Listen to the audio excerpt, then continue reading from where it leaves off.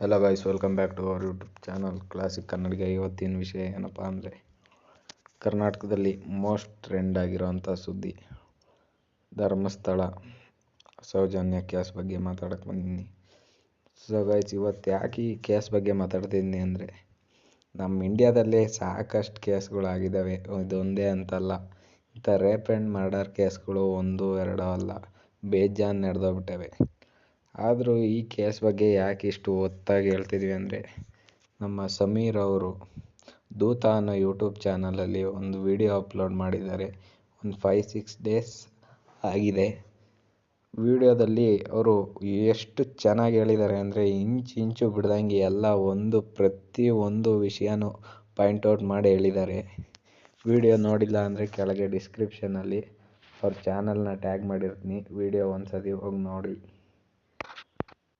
ನಾವು ಯಾಕಪ್ಪ ಈ ಟೈಮಲ್ಲಿ ಈ ವಿಡಿಯೋ ಮಾಡ್ತಿದ್ದೀನಿ ಅಂದರೆ, ನಮ್ಮ ಹೋಪ್ ಏನು ಅಂದರೆ, ಈ ಟೈಮಲ್ಲಿ ಏನಾದರೂ ಎಲ್ಲರೂ ಒಂಚೂರು ಕನ್ನಡಿಗರು ಸೇರ್ಕೊಂಡು ಸಪೋರ್ಟ್ ಮಾಡಿ ಯೂಟ್ಯೂಬರ್ಗಳು ಮುಂದೆ ತಂದರೆ ಈ ವಿಷಯನ ಒಂಚೂರು ಲೀಡಾಗಿ ಈ ಕೇಸಿಗೆ ಒಂದು ತಿರುವು ಸಿಗ್ಬೋದೇನೋ ಅಂತ ಅಂದ್ಕೊಂಡು ಈ ವಿಡಿಯೋ ಮಾಡ್ತಾಯಿದ್ದೀನಿ.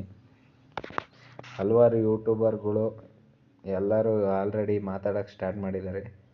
ಈ ಕೇಸ್ ಬಂದುಬಿಟ್ಟು ಇವಾಗಿಂದಂತೂ ಅಲ್ಲ, ಸುಮಾರು 12-13-15 ವರ್ಷದ ಹಿಂದೆ ಕೇಸು. ನಮ್ಮ ಸರ್ಕಾರದ ಮೇಲೆ ಎಷ್ಟು ಅವಮಾನ ಆಗುತ್ತೆ ಅಂತ ನೋಡಿ. 15 ವರ್ಷ ಆದ್ರೂ ಒಂದು ಕೇಸ್ನ ಇನ್ನೂ ನೀಟಾಗಿ ಸಾಲ್ವ್ ಮಾಡೋಕ್ಕೆ ಬಂದಿಲ್ಲ. ಇನ್ನೀ ಹೆಗ್ಡೇರ್ ಎಂಥ ಲೋಫರ್ ನನ್ನ ಮಕ್ಕಳು ಅಂದರೆ, ಅಲ್ಲ ಗುರು, ಪಾಪ ಮಾವುತ ಹೆಂಗ ಅವನ ಜೀವನ ಅವನ ಮಗ ನಡೆಸ್ಕೊಂಡು ಹೋಗ್ತಾ ಇದ್ದ. ಆ ಗುಡಿಸ್ಲನ್ನೆಲ್ಲ ನೆಲಸಮ ಮಾಡಿ ಅದರಲ್ಲಿ ರೆಸ್ಟೋರೆಂಟ್ ಕಟ್ತಾರೆ ಅಂದರೆ ಇವ್ರು ಎಂಥ ಕಚಡ ನನ್ನ ಮಕ್ಕಳು ಅನ್ನೋದು ಇಲ್ಲೇ ಗೊತ್ತಾಗುತ್ತೆ.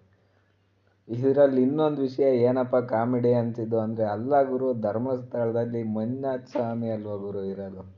ಮಂಜುನಾಥ ಸ್ವಾಮಿ ಅಂದರೆ ನಾವು ಹಿಂದೂ ದೇವರು ಅಂದ್ಕೊಂಡಿದ್ದು, ಅದು ಯಾವಾಗ ಜೈನ್ ಟೆಂಪಲ್ ಆಯಿತು? ಬಹುಶಃ ಟೆಂಪಲ್ ಜೈನ್ದೇ ಇರ್ಬೋದು, ಅದರೊಳಗಿರೋ ದೇವ್ರು ಯಾರು ಗುರು?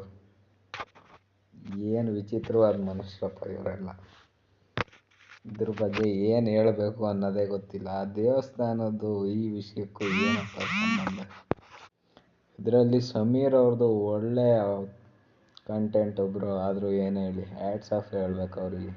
ಪ್ರತಿಯೊಂದು ಇಂಚು ಆದರೂ 4-5 ಕೇಸ್ನೆಲ್ಲ ಕಲೆಕ್ಟ್ ಮಾಡಿ ಅವರು ಯಾವ್ಯಾವ ಊರಿಗೆ ಹೋಗಿ ಎಷ್ಟು ಖರ್ಚು ಮಾಡಿ ವಿಡಿಯೋ ಮಾಡಿದ್ದಾರೆ ಅನ್ನೋದು ಅವರಿಗೆ ಗೊತ್ತು.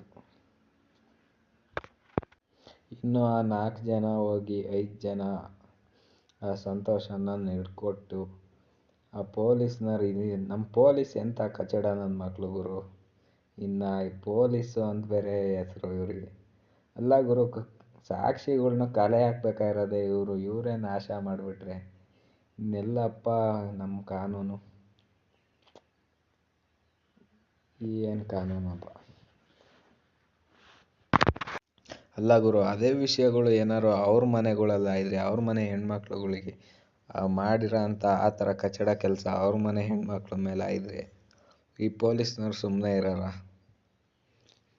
ಆ ಸಂತೋಷ್ ಪಾಪ ಹೆಂಗೋ ಅವನು ಮಾನಸಿಕ ಅಸ್ವಸ್ಥ ಅನ್ನೋದ್ರಲ್ಲಿ ಗೊತ್ತಾಯಿತು. ಇಲ್ಲ ಅಂದಿದ್ರೆ ಅವನ ಕಥೆ ಏನು? ಪಾಪ ಅವನ ಜೀವನನೆಲ್ಲ ಸ್ಪಾಯ್ಲ್ ಆಗೋಯ್ತಲ್ಲ. ಆಲ್ರೆಡಿ ಈಗಲೂ ಇನ್ನೇನು ಸ್ಪಾಯ್ಲ್ ಆಗೋಯ್ತೆ, ಅವನ ಜೀವನ ಏನು ಉಳಿದಿಲ್ಲ. ಈ ಹಿಂದೆನೂ ಸಾಕಷ್ಟು ಯೂಟ್ಯೂಬರ್ಗಳು ಇದ್ರ ಬಗ್ಗೆ ಮಾತಾಡಿದ್ದಾರೆ. ಅಂದರೆ ಅಷ್ಟು ಕ್ಲಿಯರಾಗಿ ಈ ಥರ ಸಾಕ್ಷಿಗಳ್ನ ಉಳಿಸ್ಬಾರ್ದು ಅಂತಲೇ ಯೂಟ್ಯೂಬಿಗೆ ಬಿಟ್ಬಿಟ್ಟ ತಕ್ಷಣ ಎಲ್ಲವನ್ನೂ ಡಿಲೀಟ್ ಮಾಡ್ತಿರೋದ್ರಿಂದ ಈ ಕೇಸ್ ಮೇಲೆ ಅಷ್ಟೊಂದು ಪರಿಣಾಮ ಬೀರಿಲ್ಲ. ಈಗ ನಮ್ಮ ಸಮೀರ್ ಅವರು ಇಂಚಾಗಿ ಎಳೆಯಾಗಿ ಬಿಚ್ಚಿಟ್ಟಿದ್ದಾರೆ. ಈಗಲಾದರೂ ಈ ಕೇಸ್ ಸಾಲ್ವ್ ಆಗಿ ನ್ಯಾಯ ದೊರಕುತ್ತೋ ಇಲ್ವೋ ಅನ್ನೋದು ನೋಡಬೇಕು. ಯಾಕಂದರೆ ಅಷ್ಟು ಕ್ಲಿಯರ್ ಕಟ್ಟಾಗಿ ಇಂಚು ಪ್ರತಿಯೊಂದು ಎಳೆಯಾಗಿ ಬಿಚ್ಚಿಟ್ಟಿದ್ದಾರೆ ನಮ್ಮ ಸಮೀರ್ ಅವರು.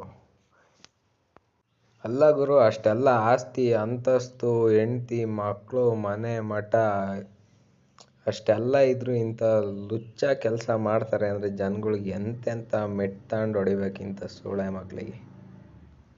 ಕಂಟ್ರೋಲ್ ಮಾಡೋದಿತ್ತಲ್ಲ, ಇಂಥ ಕಚಡ ನನ್ನ ಮಕ್ಕಳೆಲ್ಲ ಇದ್ದಾರೆ.